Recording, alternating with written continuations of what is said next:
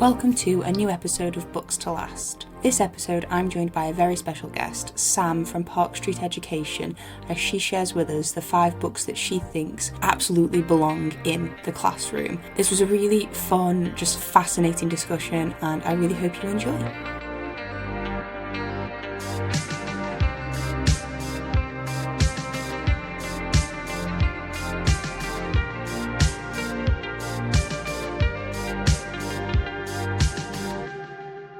Hello and welcome to Books to Last, the podcast that challenges readers to pick the only 5 books they may take with them when cast away to a mystery remote location. Except for this week, because we're doing something different and a bit exciting, and I'm very, very excited about it. As ever, I am joined by a book-loving guest, and this episode I'm joined by Sam. Sam, welcome to the podcast. How are you doing Hello. today? Thank you so much for having me. You are so welcome. The pleasure is completely mine. I am, super excited to get into this fun list. Since it's a little bit different and you are our esteemed guest, why don't you introduce yourself and what we're going to be talking about to the listener today? Fantastic. Thank you so much. Yeah, so my name is Sam Leach. I am a co-founder of a school called Park Street Education that is a school in Toronto, and it was basically designed to meet the needs of students of the time, students living through a pandemic. And we wanted to make sure that quality education was accessible to all. So we founded the school. We're partnered with a number of different sort of charitable organizations. The main one is Big Brothers Big Sisters of Toronto, that serves underserved youth in the city. And we provide after school tutoring support to children who need it most for free. So it is a fantastic school. I'm so incredibly proud of it. And my role at the school is to design the curriculum. So that has been the last few years of my life, just designing curriculum from scratch. And I've been able to sort of take the best bits of British curriculum. As you can tell, I'm not Canadian, and the Canadian curriculum and basically design a curriculum that I think really does meet the needs and challenges of the students that are in our classrooms today. Yeah, and I was introduced to Park Street Education from a friend of mine who told me about the organization, and it was so amazing to hear about and the work that you guys do. And yeah, we got to talking about what we could do on the podcast and what we could talk about. And you came up with the very excellent idea of doing a list of 5 books that work really well in a classroom environment and might not be the usual suspects for a English literature curriculum. So yeah, that's really. I mean, what specifically in sort of, I suppose, English and reading? What made you really love reading and books and that sort of thing? What first drew you to it? Absolutely. Yeah. I mean, I have really fond childhood memories of reading. I was very lucky to be in a sort of reading household. And I remember one of my favorite memories with my dad is actually him reading Roald Dahl's The Witches to us. I have an identical twin sister and we shared a bedroom at this point, and he would like push our twin beds together, and it must have been so uncomfortable. He'd like lie in the crack and he would read to us, and he would just bring the characters to life. And I remember we would sort of dissolve into these like delicious giggles and plead with him, like, just one more chapter, just one more chapter. So reading has always been part of my life. And as I moved through school, it became a passion of mine. It was my favorite subject. It was the subject that I was best at. And then I decided I was going to do a degree in literature, and for ages I was in absolute denial about being a teacher. I don't know why. I think there's a lot of stigma surrounding teaching as a profession, particularly that sort of horrible phrase that I hate, those who can't do teach. So for ages I was absolutely against the idea, particularly because my dad had said, like, I think you'll make a fantastic teacher. And I was like, absolutely not. And then I was like, oh no, I think it is actually kind of what I want to do. So I haven't looked back since. It is my absolute joy and passion. I always say if I do nothing else with my life except teach, I think it will have been an incredibly rewarding life. So I love it.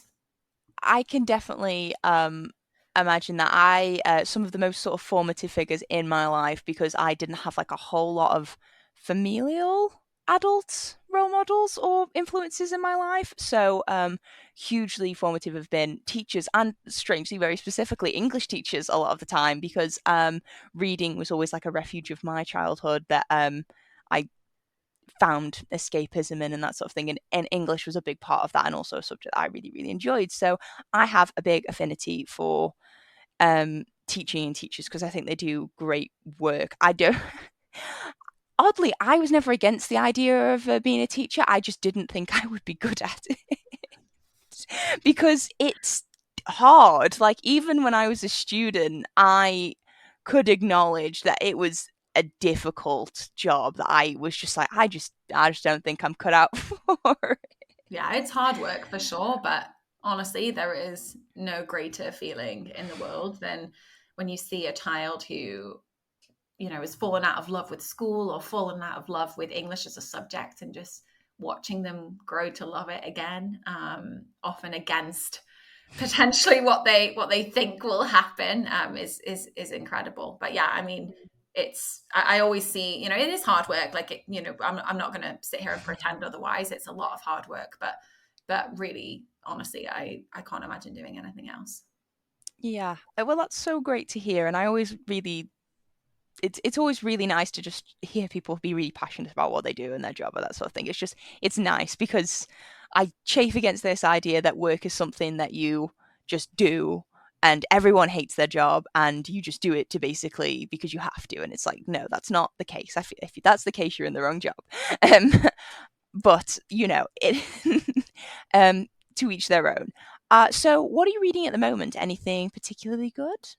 So as I was saying to you before, we hit record. So I've just moved back to the UK from Toronto. So three-quarters of my books are currently somewhere over the Atlantic at the moment. So I had to sort of limit myself to the amount of books that I could bring. But I've just finished reading Persepolis by Marjane Satrapi. I've been meaning to read it for such a long time, but in all honesty, I struggle with graphic novels. I don't know why. I think maybe I've just not quite come across the right one yet, but I actually think this text may well be the one that converts me. It's utterly compelling. So it's a memoir of growing up in Iran during the Islamic Revolution. And obviously, as Iran enters another kind of important period of change, I think it's a really good time to pick it up and give it a go. So that's what was my most recent read. Prior to that, I was reading The Lying Life of Adults by Elena Ferrante. I always find it really intriguing to read the works of writers who choose to write under a pseudonym. And I came across Elena Ferrante, one of my closest friends, thanks Becky, recommended that I read My Brilliant Friend, and just find Ferrante's style completely captivating. And obviously when you're reading a text in translation, so she's obviously Italian, but it's always fascinating to me because I wonder what it would be like to read it in its original language, and if that would sort of change things at all. So it's fantastic. I definitely would recommend her books. It gives real insight into the female experience and female relationships that I've not really come across before. Definitely. I mean, just on graphic novels and that sort of thing, I struggled a bit with them when I first read them. I find that find myself skipping ahead through the pictures and almost spoiling it for myself before it starts. Graphic novels, I found that I consume them better when I read the digital versions, because they've been formatted in a way where you can only see the one panel and then you flip through them as if that's the page, and it stops me from spoiling it. But like, I really struggle with graphic novels and paper. It's too much discipline for me to be That's able to. interesting. I hadn't thought of that, but maybe I'll give that a try. But yeah, I mean, reading Persepolis definitely did change my view on it. And it's one actually that I may consider teaching in the future. But yeah, that's a good tip, looking at it on a device instead. Yeah, they it's I think it's been developed. I think it's like Comixology, which is owned by Amazon, probably because isn't everything. Um, and essentially, you double tap on like the panel, and then it lets you only see that. But I suppose studying that in a classroom would be really interesting, because you'd have the textual sort of analysis, but then also art and the the themes and atmosphere of the actual artwork as well, which would be really like a dual layer of, I suppose, analysis. That'd be really interesting. And yeah, pseudonyms and also translated fiction. I've only recently um, read some fiction that was translated, and I always find it quite interesting because even it can a translated fiction can be made or broken by a bad translator or a Yes. good translator. But I also find it interesting that even when it's done, really, really well, you can often tell where the differences in the language Yes. just are how they are for thing. There's a series by Victor Dixon who's French, sci-fi series that I read, and I remember finding the number of like exclamation points incredibly like strange Yes. because it just felt so much and so sort of excitable, and I was like, there's like I don't understand, and I didn't actually realize it was translated when I first started reading it. And when I realized it was translated, I was like, oh, that could explain it. And I just finished Anna Karenina as well, which obviously not in the original Russian because like no, um, and I just finished reading a translated version of that, and I found it quite interesting, like words that I would not have considered the right like in that context Yeah. necessarily the words I would use. I kind of chalk that up to translation in terms of maybe that's the closest word, or maybe that word just doesn't mean or feel the same way in that language as it does in this one. Oddly, Anna Karenina does comment on that. It talks about how, because they split between sort of Russian and French Yeah. in the text, and they talk about how they use it with different people and how saying you in French is different to saying you in Russian, and they almost do it to make a point of something. And I thought that was really, really interesting comments. So yes, all sound like really interesting reads. I can only imagine the pain of not knowing what part of the sky your books are in.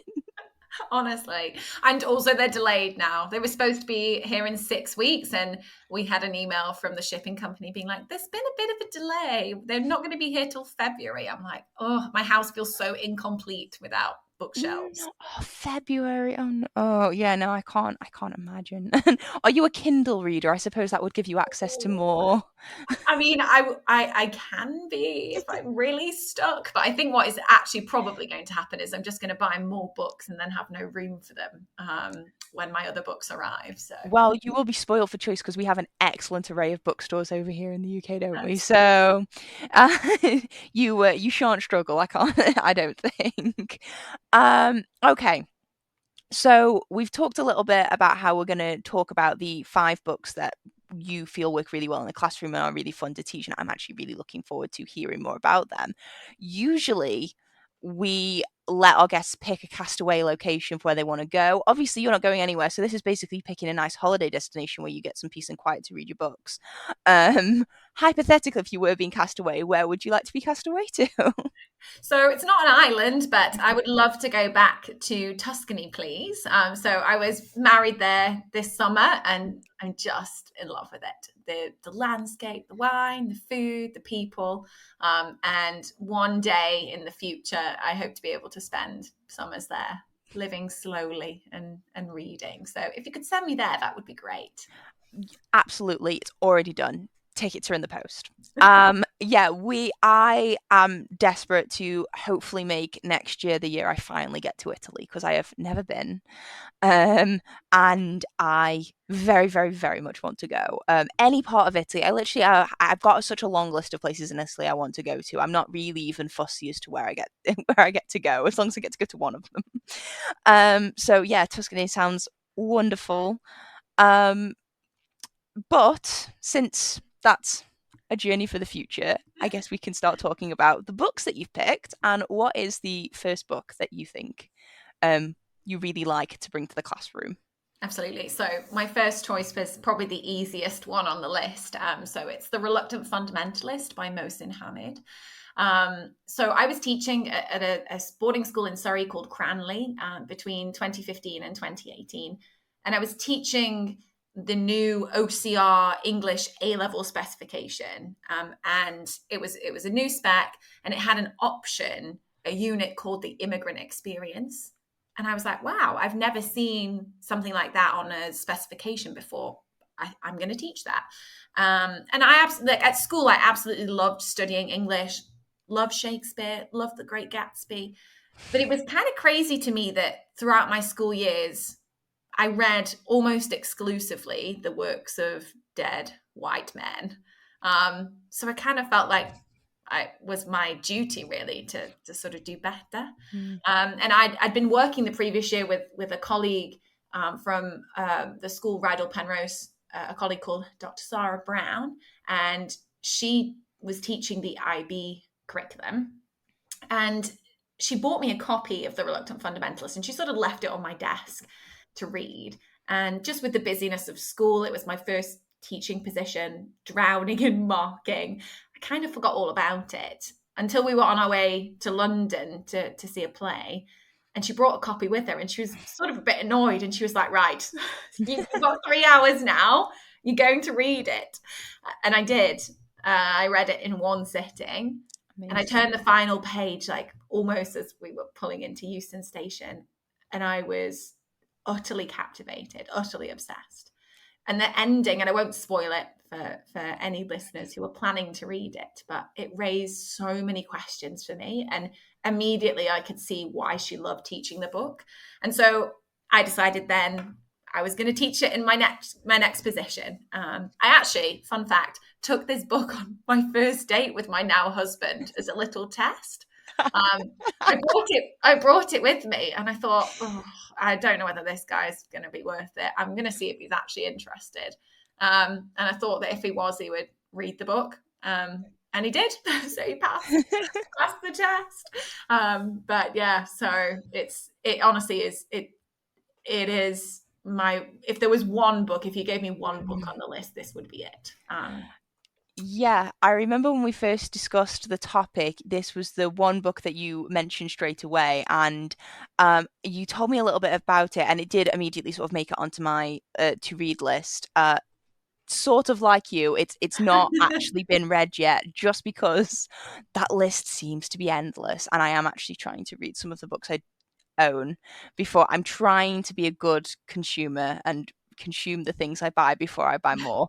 Um, but yeah, it seems like such a really interesting one because, like, I mean, similarly, my learning experience with reading books, as much as I adored English literature and everything that well, I say everything, a lot of the things we studied, I maybe had a slightly more diverse experience in that I not only read dead white men but also dead white women. Um, and yeah, that was pretty much my sort of extent of reading. And whilst I did read some books that I adore because of that, I also read a few that I wasn't so big on. I think I would have really enjoyed the opportunity to experience some books that I probably wouldn't have come across by myself, especially at that age. And yeah, this one sounds like such an interesting one. It seems relatively short as well, which I Yeah, think is always a good win when it comes to things like teaching as well, totally. because yeah, I do some of the longer books that I had to think. I mean, don't get me wrong, I loved it. Think giving me a book for homework is, perfect in my in my world. But I also think sometimes with shorter books, there's like a elegance to them because they've been so conservative with the amount of words that they've used. Totally, totally. And actually, the whole book is written as a dramatic monologue. So it really, the events sort of unfold in real time, which Amazing. is makes for really engaging reading. But absolutely, short novels are always great for the classroom because you can, as a teacher, then read every word in class, which is a really fantastic opportunity to delve into almost every single sentence. But the novel is sort of set on the treacherous fault lines of East-West relations, and the premise of the book is the Pakistani narrator approaches an American man in a market in Lahore, and he invites him to sit down and have tea with him. And this American character seems quite uneasy, but Mm. he acquiesces. He sits down, and he listens to the story that Changa's, the narrator, has to tell. So in the way, the American sort of becomes a little bit like an avatar for the reader. You sort of sit in his place and you listen to his tale, about his American dream. So he's awarded a scholarship at Princeton. He graduates top of his class. He's offered the job of his dreams. He falls in love with this American woman called Erica. And then 9/11 happens and his life changes Mm. immediately. And upon his return to New York, he's treated with suspicion by his fellow passengers on the plane. He's strip searched at the Mm. airport. He's detained upon arrival. And so all of those things make him an incredibly sympathetic character, but he also he makes this sort of chilling admission that when he saw the Twin Towers fall, he says, and then I smiled. Mm. And it's such an interesting response, right? Did he smile? Mm. If so, why? If not, why would he lie? Why would he tell the American that he smiled? Is he trying to be provocative? And all of a sudden you start to think, like, why is this American man here? Like, why is this meeting taking place? Like, and night begins to fall on the market, and you're like, oh, which one of them is in jeopardy? And then so it has all the pace of a thriller as Yeah. well. It's honestly, I'm so obsessed with this book. It's quite embarrassing, to be honest with you. Like, we went to go and see him, the author, on a school trip. I took all my A-level students to go and see him, and I think I was like almost hyperventilating on the bus. I was so excited. And he's Oh, just best job nice. ever. Just like I know. So the kids were so funny. They were like, Miss Leach, have you like put your nicest clothes on? And you're like, in class that day, they were like being so ridiculous. It was really fun. But he was the nicest man. So, sometimes when you meet authors that can, like, there's like a little bit of pretense sometimes. yes. And he just was not like that at all. Like, he answered all of their questions. He was just like so happy that his book was being taught and spoken about. Yeah. And so he signed my copy. He said, for Sam, with thanks for bringing so many minds to my work. Oh. But yeah, I definitely used to have, they used to say I had a bit of a like cult following for him at the school. And it's kind of true. But, I was obsessed with the book. Still am obsessed with the book. But I feel like that's kind of what you want from an English teacher. Exactly. I think you've got to you've got to use what you sell, I suppose, for Yeah. for want of a better phrase. And yeah, it sounds like a fascinating. He sounds like a fascinating person. I have like a deep seated fear about meeting any authors that of the work that I really like, because I almost don't want it to be. I mean, especially with like the internet just giving people the vehicle to say anything they've ever thought ever. I'm just like terrified of meeting authors of things that I love, just because I don't want it to be mixed up in that if they aren't very thingy. But it's lovely. But it always makes me so happy to hear when they are lovely people, and that people who have met them can tell me that they are lovely people in real life as well as in words. Yeah, So absolutely. No, he was, honestly, it was the best school trip I've ever been on. I think just also like having the patience to talk to the students, to like listen to their questions and to talk to them like they're mm, adults, right? He took the time to do that, and it was just amazing, and also so amazing for their experience as well when they were writing their essays, right? They got to hear from his own mouth what some of his intentions were and what he was hoping to achieve and what certain things meant. And that was an amazing learning experience as well. oh, I can imagine. I'm so jealous of all of your students. Yeah, that would have been so so interesting. Yeah, I think it's a great start. It's a great first book to go on with. It's definitely one that I hadn't come across before I met you, and yeah, I can see why your now husband passed the test. He read the book. He understood the assignment.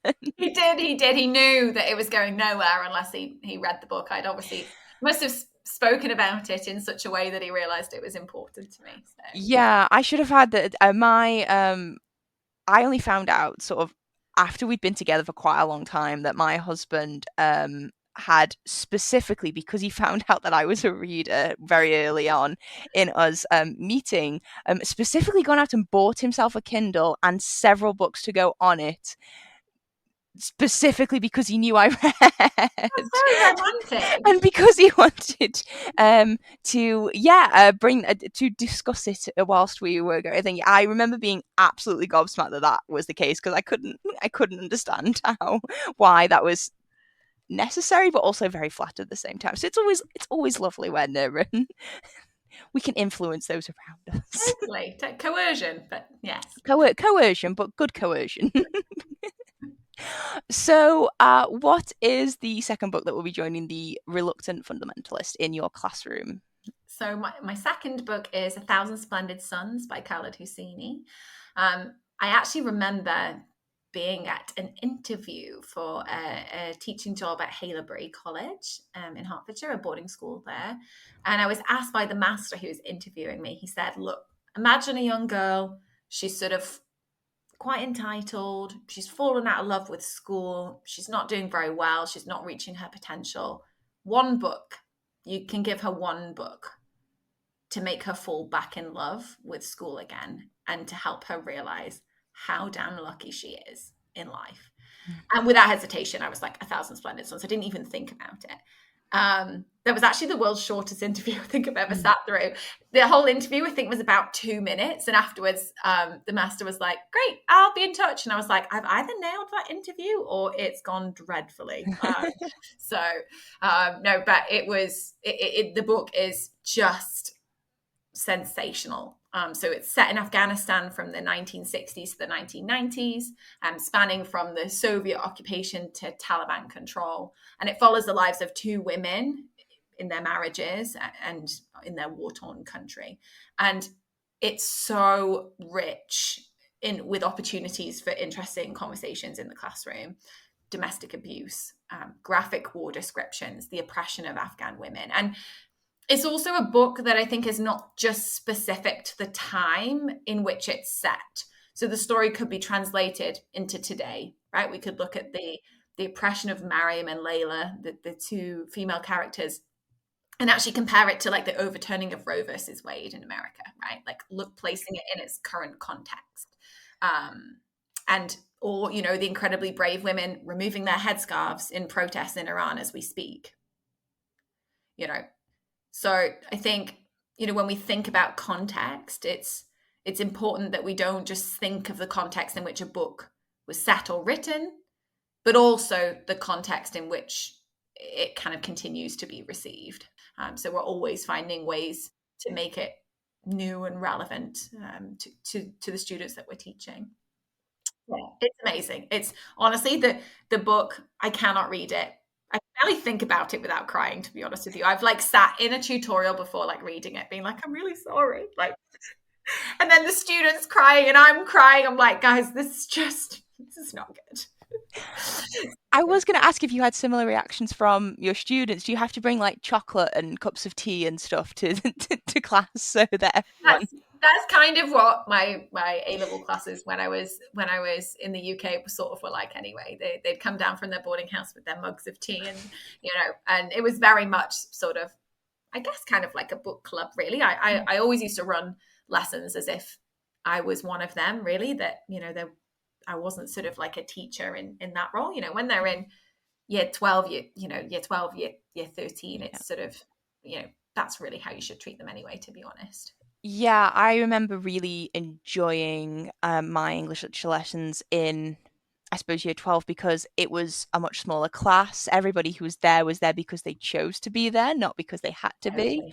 And it kind of adds a different layer. The discussions are just kind of more engaging and interesting, but I just keep thinking about how much more interesting my education would have been had you have been in charge of it, because I mean, don't remember, we deal with like women's issues and all that sort of thing, but like mainly through, I think we learnt Taming of the Shrew when I was at A level, and whilst it's not my favorite Shakespeare, but whilst it's very interesting, it just was a lot, and it's kind of, I don't know, of its time in a way that I think you have to do a slightly more mental gymnastics to maybe apply it to current times. But I find it really interesting that like A Thousand Splendid Suns obviously has this sort of through line with current events, although you would hope eventually we will get to a point in society where I know. it's not quite we don't have to we don't have to find it quite as easy to reach for parallels to it. Totally. I know that's what's so terrifying Yeah. about it, really, to be honest with you, that, it does have, it's so horrifying, the sort of oppression of women that, is depicted in the book. And then you're like, oh, actually, well, this is going on in America and this is going on in Iran. And it's very easy to find those connections. But I also think that it's really important that we do. Yeah, it's to just to obviously acknowledge that it's happening, because pretending that it's not happening doesn't make the issue go away. And yeah, the classroom's a really interesting place to have those discussions as well, because I often felt like when topics got maybe into more controversial or difficult territory, where the teacher often didn't feel comfortable, or as if they were able to maybe share how I suppose, their views, they found it difficult to facilitate those discussions in a sort of healthy way, so they often got shut down, which I didn't think was necessarily the most helpful way to, um I suppose, get engaged students in them. So Yeah. I Well, they're reading it in the news as well. It's like, when we're thinking about students that are coming into our classes nowadays, all of this information about what's going on in the world is, even if they're not reading news articles, right? They're seeing it on TikTok, yeah. however else they're digesting the news. So I always say, and this is one of the main things we talk about a lot at Park Street, is how can you carry on as normal in a class and just, like, for example, when Russia invaded Ukraine, are you seriously telling me we're just going to carry on reading the book that we're reading? Like, we've got to stop and talk about that, Yeah. surely. So we always say we can't sugarcoat the world for our students, and so it's really important that we do provide them with that space to reflect on what's going on. And it doesn't have to be a huge controversial debate, but even if it's just making them aware of where they can go for resources Yeah. on anything that's happening in the world. And particularly with the world, as and particularly some of our classrooms as well at Park Street, as diverse as they are as Mm. well, there's so many of our students who may see themselves or their families reflected in what's going on in the Mm. world, so we can't just pretend that it's not happening. Yeah, exactly. And I mean, young people often are at the forefront of the movements that are trying to work against. Like, they're usually right in the center of it, because it's them who are going to have to live with the consequences. And like you say, a lot of them will have connections to it in ways that maybe aren't immediately clear, um, on the face of it. So it is important. Also, it's school is a safe place to, I suppose, like, just check the information that people are receiving, because there's so much misinformation in the world as well, that Yes. if you can't get that from sort of education establishment, then where can you get it from? Because there's such a danger of people consuming bad information from unreliable sources, and it triggering a whole sort of mess of events afterwards. So yeah, it's definitely a good discussion to have. Um, what is the third book that you will be adding to your ideal classroom curriculum? So my third book actually relates to what you've just finished saying about how we read news and how we digest information, and looking at the sort of unreliability of sources. But the book I'm going to choose, my number 3, is Noughts and Crosses by Mallory Blackman. And wow, that is an amazing book to teach. Benjamin Zephaniah said it's the most original book he's ever read, and I'm inclined to agree. I actually read it for the first time when I was a teenager, so back in like 2003. And it stuck with me so much that I regularly recommend it to teenagers and adults. And lots of adults are like, oh, it's a teen book. And I'm like, well, you should read it. So don't be a snob. Yeah. It's absolutely fantastic. So for those listeners who may not have heard of it or read it before, it's kind of like a dystopian retelling of Romeo and Juliet, where the lovers exist in this like fictional apartheid. But Mallory Blackman flips the story. So it's a reimagined history where Africa colonized Europe, not the other way around. So we have like Sephi, who is a cross. So she's a member of the dark skinned ruling class. And Callum, who is a naught, who is the sort of white member of an underclass who were once slaves to the crosses. So we're sort of if we translated that world into our historical timeline, it would be like after the abolition of slavery, but when school segregation still existed. And as we were talking about before with regards to things like media bias, what I love so much about this book is it can actually lead to homework assignments that are meaningful. So often you see English teachers being like, write chapter summaries for chapters 2 to 6. And it's like, ugh, and setting homework just because I have to set homework Yeah. tonight. So I always say to the kids, like, I teach, I'm not setting you homework unless it's actually meaningful. And I'm not setting you homework if you can just Google it. Yeah, Because it's Spark just Notes shouldn't be able to give you the answer. totally, yeah, it's a waste of everyone's time. And we're not just, and I would happily say that to any parent as well, for parents that are like, they need homework. I'm like, no, they don't need pointless homework. So just to give you an example from the book specifically, there's a book, a moment in the book early on. There's a protest at the school that's just started to accept naught students, and it links obviously beautifully to conversations about school segregation, but it's also a really good way to explore media bias. So the assignment that I set is to ask students to write about the events at Heathcroft School, either for a cross publication or for a naught one. Mm. So looking at, like, if we take this fictional example of something that's happened in a fictional story and we then write an article about it, how do we write with media bias?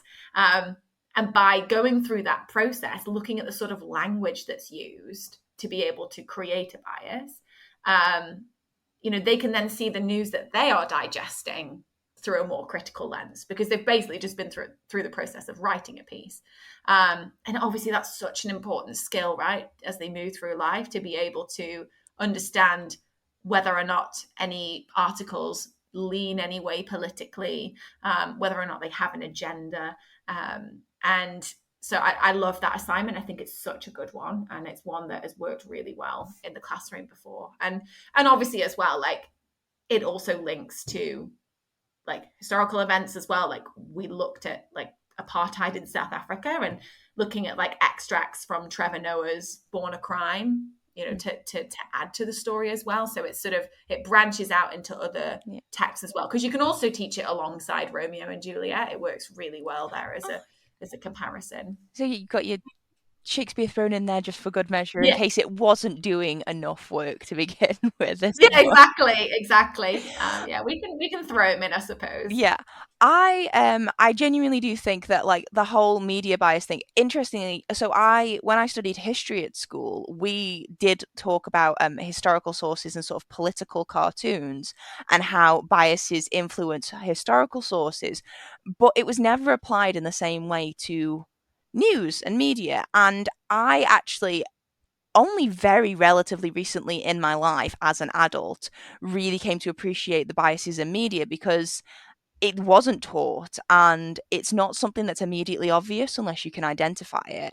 And I mean, from such a young age, it was sort of the BBC is neutral. There is no bias in the BBC, because that's so sort of ingrained in almost how I kind of perceived the BBC, which I considered to be synonymous with the news in general. I Yeah. often was of the opinion that newspapers must be the same, and news magazines and outlets and radios, they were all the same, and they're really not. And it's not taught in a way, and it kind of explains why children have such different views on how things are in the world based on the news that's consumed in their own household, if any, because news isn't ubiquitous. A lot of households I know a lot of adults who completely avoid it as a point of Yes. principle, which is Yeah. a whole other kettle of fish. Yeah. So yeah, it's a really interesting one. Noughts and Crosses is a sort of heavyweight staple of the YA dystopian sort of like history almost. Like, it's not, because I remember Noughts and Crosses being a really big deal when I was at school, because it was part of the very, very, very beginning of the wave of like just dystopian, Yes. YA in general. It was one of the sort of first ones, and I kind of really I really appreciate it for that reason. I also know it's been made into a graphic novel as well, quite a nice Yes, it one. has. And I really appreciate that just sci-fi and YA is being taken seriously in a classroom setting because, like you say, people can be a little bit judgmental of books that are aimed at people Yeah. at like younger audience or all ages or that sort of thing, and they actually have like a lot to say, and a lot of them are doing the diverse and representation work that adult fiction just is not doing. um so yeah, I really like that it's all of those things, and it sounds like it'd be really interesting, and I almost kind of want to do that homework assignment for fun, and I have to Well, you're very welcome to. I'm happy to have a look at it. But yeah, it works so well. And as you said, it she really was it kind of one of the first really, but it is it's just so good. Like just as a novel to read, but then when you see where it can take you, looking at things like, you know, capital punishment, right? mm, Like it's an issue that it touches upon. So there's loads of ethical debates and it links to history so beautifully. And there's just like limitless ways that you can make it fresh as well in a classroom. So if you teach it one year, you can always change it and adapt it. There's so many different angles that it's one that will continue to be kind of original every time yeah, you teach it. definitely. And I think possibly my favorite thing about the whole thing is that it's the first in a series, which Yes. means it's technically a gateway book into if someone doesn't read in their spare time, they have an immediate next stop to go if they really Yeah. enjoy this, so they can read the next one, and that can be their sort of beginning into reading and that sort of thing, which I really like because everyone should read. Just everyone should. It's a basic. I think it's as fundamental as just eating, as far as I'm concerned. It nourishes people in a way that other things don't. So yeah, I think it's amazing.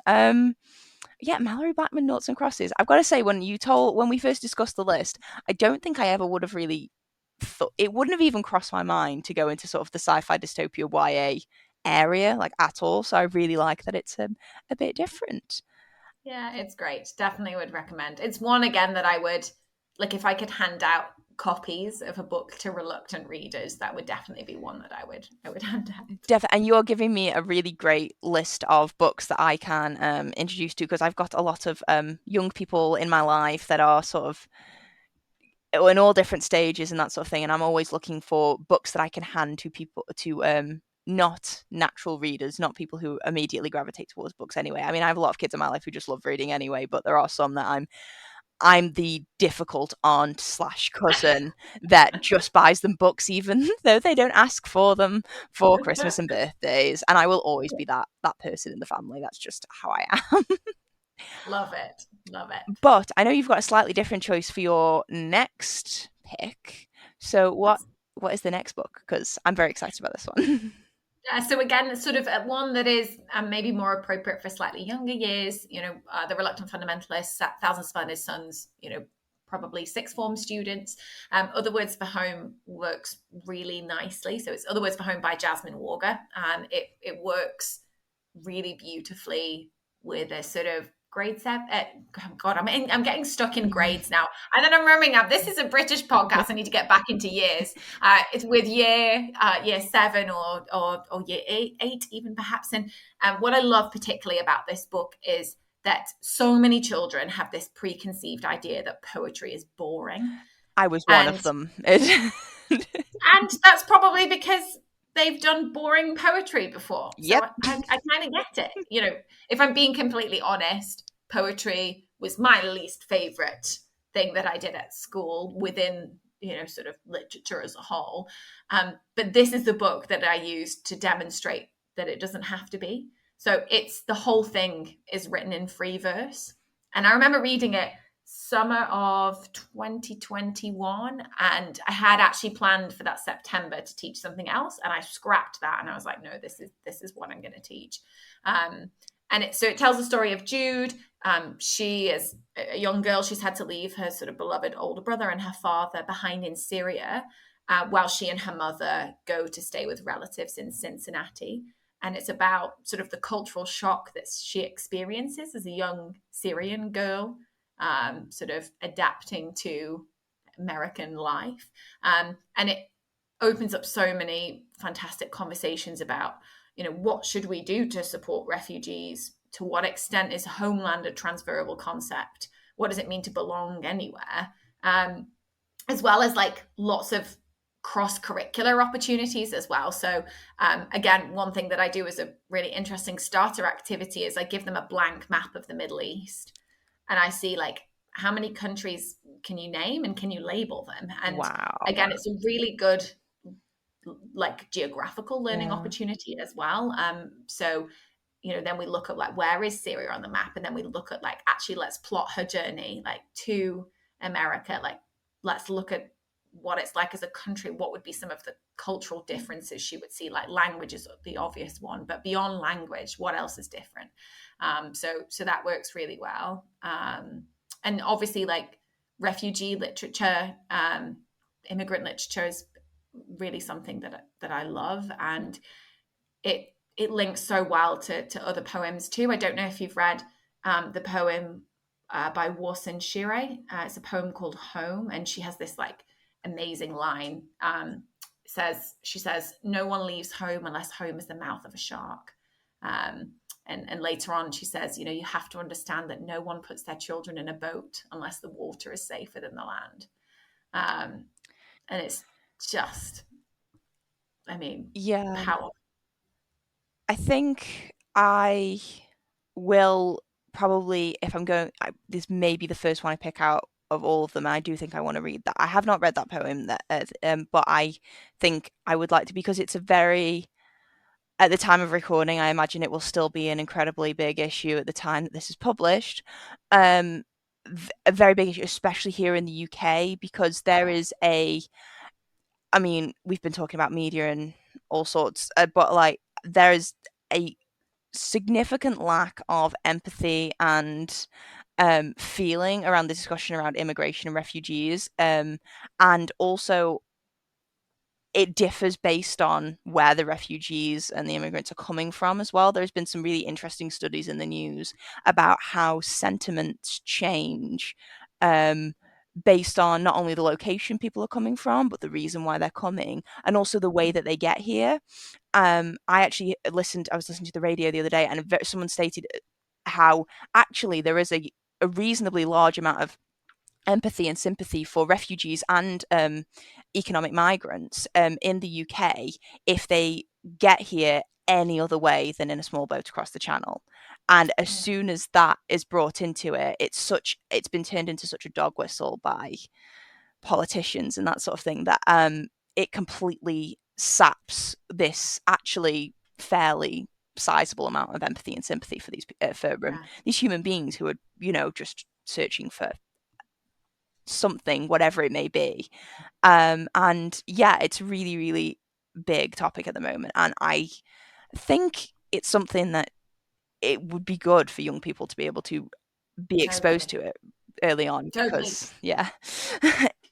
The other amazing poem, which I think probably is my favorite poem of all time, bold claim, is Brian Bilston's poem. It's called Refugees, and it's written as a palindrome poem. So it sort of reads one way and then you read it in reverse, and it has a completely different meaning. And he always when Oh, he posts it on Instagram, he sort of captions like, please bear with it. And I won't spoil it for you, but just honestly, like I've never ever come across a poem that's so short that has impressed me so much in terms of how it makes a statement about our views on refugees and how we become sort of desensitized to their suffering. We have this sort of feeling of indifference. People say, kind of, go back to where you came from. mm, And then when he says, the world can be looked at another way, and you read the poem in reverse, mm, you're like, oh my God, this is just so clever. And what a clever way to portray the plight of refugees by having mm. that sort of palindrome style. It works so beautifully Yeah. for a poem about a topic that is so divisive. I have never known a poem. I've never known any. do avoid poetry because I had very bad experiences with John Donne and other similar poets at school. Another dead white man. Yeah, pretty much. I never really got on with the with the medium when I was at school, so I think that's why I've probably avoided it. I should probably expose myself to some other. Those two are amazing. Like Yes. honestly, like oh, just I actually teach them both together. I have a lesson that I do. It's called I just do two poems about refugees, and we look at them side by side and look at some of the similarities and differences, and then I get students to say which one is more powerful and why, and they work so beautifully together. But yeah, that's where I would start with poetry. Yeah, and a slightly superficial note, but the cover for Other Words for Home is absolutely Oh, it's gorgeous. It's so beautiful. so beautiful. So it's a very, very, very pretty book. Yeah, and it just a wonderful subject matter. And like I find it really interesting the phrase you use about transferability of like homeland and I mean what home means. Because it's always sort of been a fascinating topic. Like is Yeah, home a place? Is it people? Is it what? And I've always found it really fascinating because there are times in I think everyone's life when they can kind of feel slightly adrift, and that's only magnified if you're going through something like like being a refugee or something. It's a completely different thing, a different experience entirely. So yes, it's really, really, yeah.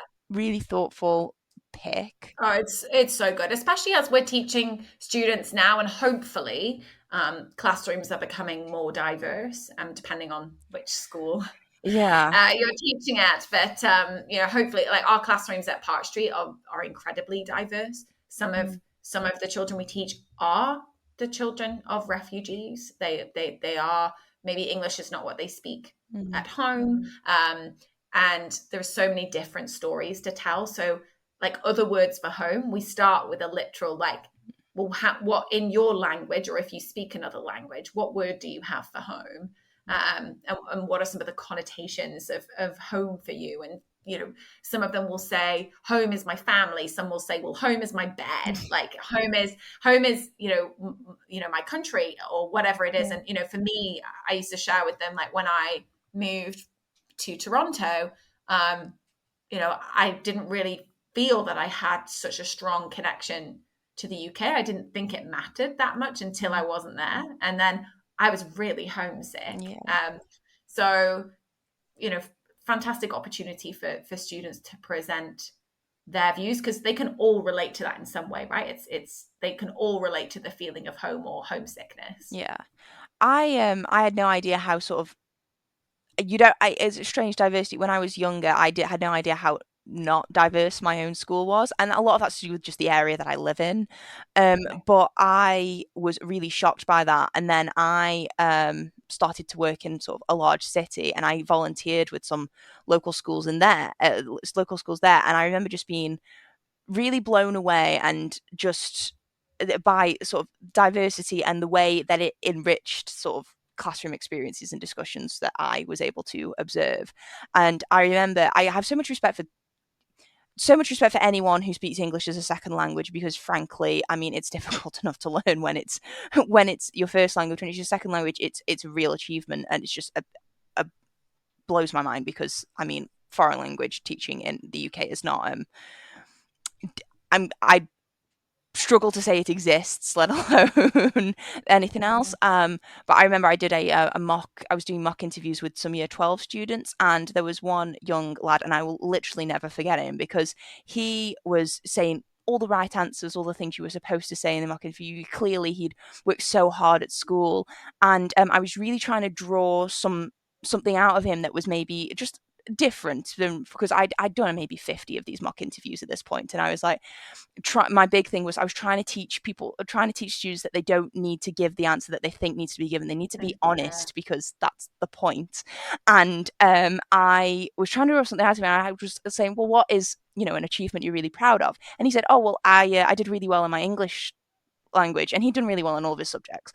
And I was like, okay, but why specifically that? And he was just like, oh well, I only learned English 2 years ago, and I got like a distinction star in it, and I found it really difficult. But he was like not going to tell me that second part at Mm. all unless I'd pressed it on it. I remember just stopping. I was like, okay, that is what you need to lead with. Yes. Yeah, and kids do that so often in interviews. I remember sitting with some sixth formers trying to get them to understand that if they go to a university interview and the interviewer asks them a question that they don't know the answer to, I was like, don't just tell them that you don't know. Like you're going to university to learn more. It's absolutely fine if you can't answer the question, but just say that you can't answer the question.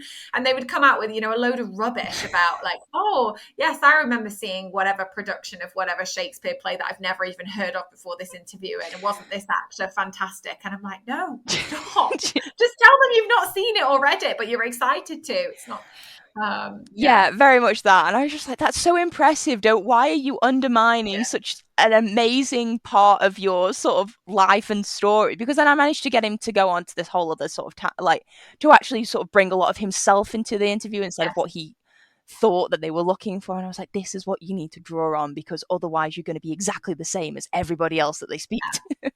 Yeah, absolutely. Yeah. Absolutely. So yeah, it's just really, yeah, just kids are great. Maybe I should go into teaching after all. Do it. It's It's the great. best. Um, so we're on to your last book for picks. Those last two were obviously a sort of middle grade YA books, which I really like as an addition to your more adult based stories in the first one. What's your fifth and final book that you would like to teach? So my final book is a little bit different. Again, it sort of sits between the two age groups really, and depending on where you went with it and what you paired with it, it definitely could be an older book. The book itself is probably more accessible to younger years in terms of reading level, but in terms of the conversations that can be had, there's definitely a lot of adult content that it links to too. So it's called A Good Girl's Guide to Murder by Holly Jackson. I cannot tell you. I feel like I have a thing for reading books in one sitting. And I read this book in one sitting. So I was flying from Toronto to Vancouver and I read the entire thing on the plane. And I actually even turned down the in flight meal as I didn't want to be interrupted. The lady came over, the hostess, she was like, do you want? I was like, nope, I'm reading. And it's obviously crime is the genre. And my dad's a criminal defense solicitor. So growing up, our bookshelves were always full of detective novels. I mean, Sherlock Holmes, you name it. We had I it. love We that, had because you'd think that he wouldn't be interested in it because he does it for work, but actually he loves it. it's all he reads. Honestly, sometimes I try to persuade him, like, Dad, can you be a bit, your daughter is an English teacher. Can you be a bit more adventurous with your reading? And he's there sort of reading another like David Baldacci, as great as they are. But so it's always been a genre that's interested me. And I think detective fiction generally is also a really good way to engage reluctant readers. You know, there's something to be solved. It's quite fast paced. I think Yeah, it really does appeal to students that maybe again don't find reading that compelling. Also they work really well as audiobooks again because of that fast yeah. pace. So the premise is that there's pretty and popular high school senior Andy Bell. She's murdered by her boyfriend Sal Singh, who then kills himself, and it's all anyone can talk about in the community.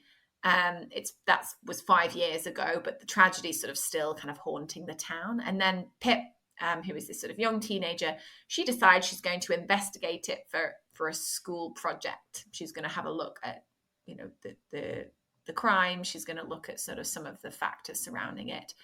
But there's somebody in the town that doesn't want her digging around, and then it flips and she becomes the one that's sort of in jeopardy. And I don't know if you listen to the podcast Serial.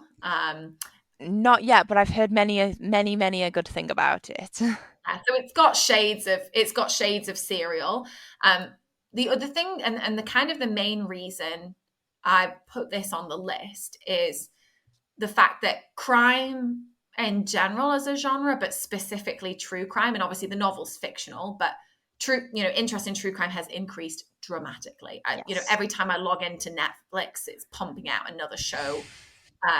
And a lot of young people I'm finding in classroom are talking about it. So many kids came to class, oh, have you seen the Jeffrey Dahmer show, and talking about it. And I really it's hope they're all, not very young, having watched oh that. no, Yeah. No, older. I'm talking about older Yes. students.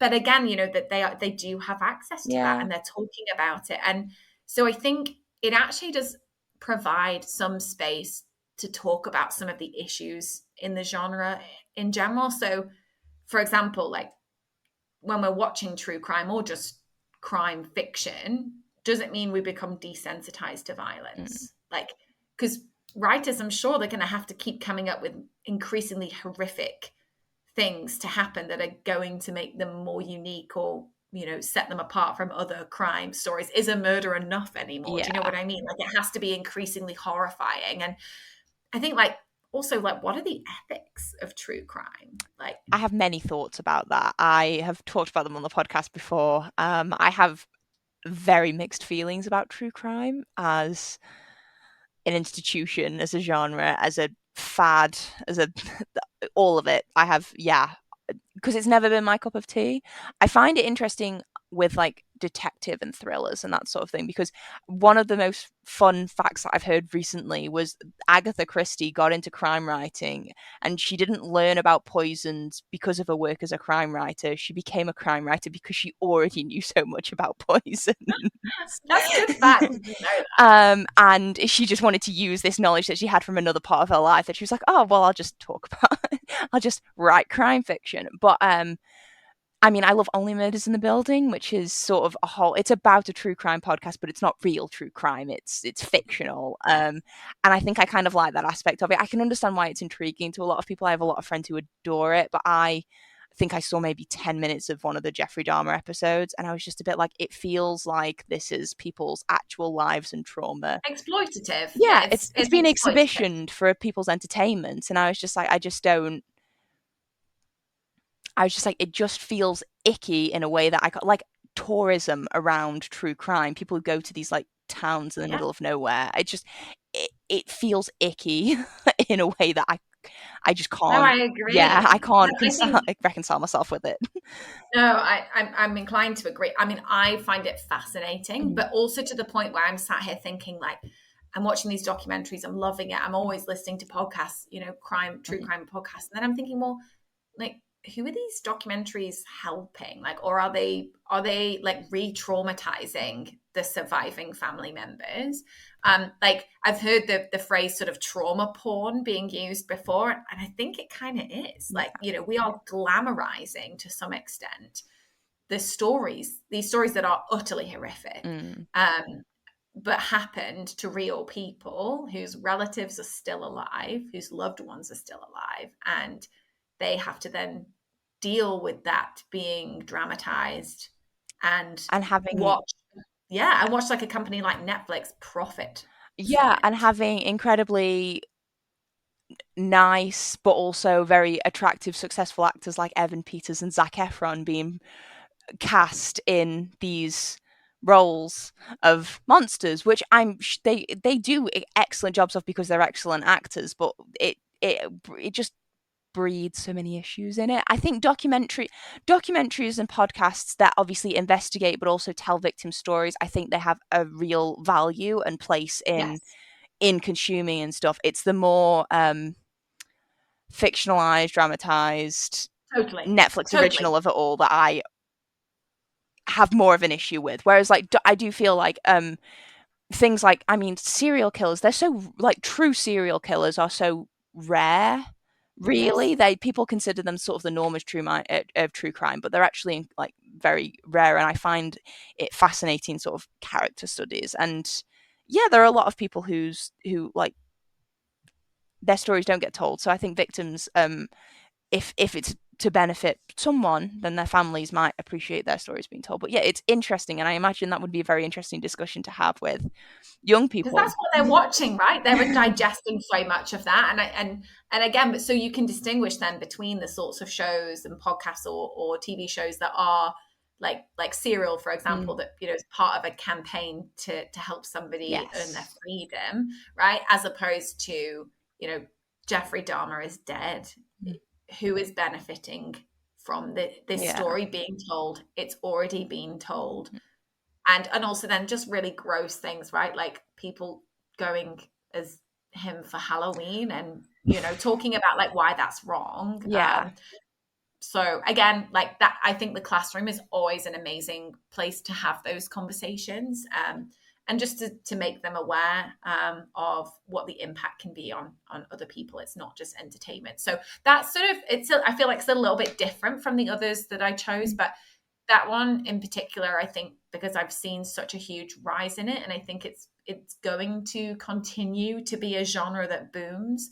And I just think we need to start having these conversations, morally speaking. Yeah, I think it's good to have those thought-provoking questions brought up in a safe space like that, because otherwise you run the risk of these things being so commonplace and they're so part of the way that like young people have they've if you grow up with it the whole time, you have little opportunity to question whether it's, I suppose, correct or right or moral or any of those things, because I mean, if you spent your entire life with shows like Jeffrey Dahmer and stuff like that on TV, you have no reason to, I suppose, question whether it Yeah. is, unless someone facilitates that discussion. So yeah, a really interesting final pick. Yeah, George Alagaya actually in a passage to Africa talks about, he's a sort of journalist, and he talks about when he's in Somalia in particular, I think he talks about how the search for the shocking is like the craving for a drug, and he's like, you require heavier and more frequent doses the longer that you're at it. And I kind of feel like that's relevant to Yeah. this genre as well, right? We're looking for the more shocking story, right? It's not just about murder. Now someone's been murdered, we want to know every gruesome detail. Like, Mm. how were they murdered? Is it increasingly grotesque? Was it multiple murders, right? And again, we start to become desensitized, Mm. and it's like, if someone's murdered, like that somehow seems insufficient, Yeah. and how wrong that is. Yeah, I think it's it's it's definitely interesting. I think there's a lot of curiosity around the kind of minds that can perpetrate that kind of violence as well, isn't there? Because Yeah. it's the same reason why people find characters like, I suppose, like comic book characters, villains that have um that have sort of their origin stories are based in trauma and that sort of thing, and that's why they get it. That's why they become the way they are in a fictional sense. Um, I often find the focus with um, true crime murderers and that sort of thing is there's always a lot of like of attention paid to their upbringing, their childhood, and how that impacted them. And I think my sort of least my if I had to pick like a least favorite element, it was the sort of whole not excusing, but oh well, is it any wonder that they did what they did because this happened to them when they were younger? And my answer is always, that's happened to lots of people and they didn't murder anyone. Lots of people have had the kind of childhood that that person has had and it has affected no one but them. um so it's very interesting discussion, and like very different from the rest of them, but I do like that. I mean, the overarching theme in all of them is they all instigate thought-provoking discussions on current topics, but through books, which is what books are meant to do. So thank you so much for coming on and discussing all these amazing books, and I feel like I've had such a great time just talking about Me these. It's been too. so interesting. Me too. What a pleasure to just talk. This is what my job is, you see. I just talk about books my entire life. Oh, amazing, amazing. So, now usually this is the point of the podcast where listeners can be pointed in your direction to find book recommendations or follow you on social media. But since I don't know, you're more than welcome to plug those things. But if there's anything here that you would like to share with the listener, what would it be? So at Park Street Education, as I mentioned at the start, we are working with a lot of underserved youth, and giving them the opportunity to have a tutor like me, like other, you know, teachers and tutors who can be that inspirational, stable adult in their lives, the one to champion their causes, to compel them forward, to make them believe that they can. And genuinely, I believe that we will, and we are changing their lives. So if there's anybody listening who would like to donate to support the sort of education of some of our underserved youth, you'd be very welcome to do so. You can drop me an email if you want. I'm afraid I don't have my own sort of personal like page. But Park Street, you can follow Park Street Edu on Instagram. There'll be more information on there. But if you did want to email me, my email is sam.leach, Leach, at parkstreetedu.com. You're very welcome to drop me an email. The other thing that we are always looking for is volunteers. If anybody would like to volunteer their time to read with a child, um, please get in touch. We would absolutely love to have sort of people from your community joining to support some of our youth and help them find solace in books, fall in love with books, and hopefully increase the likelihood of them graduating. So that's my plug. Amazing, and it's a very worthy plug, possibly the most worthy we've had ever. And I Oh, thank thank you you. so much for sharing it. I'm definitely I'll add all the links to Park Street Education and all that sort of stuff in the Thank podcast you. description. So if anyone listening wants to find them, they'll all be saved in the podcast description, and I will circulate them on socials and stuff when the episode comes out. But yeah, if anyone has liked what they hear, they can subscribe to the podcast anywhere where we have podcasts. We're on Books to Last Pod at Instagram. But yes, if you like what you hear, listeners, thank you so much for listening. And until next time, bye for now.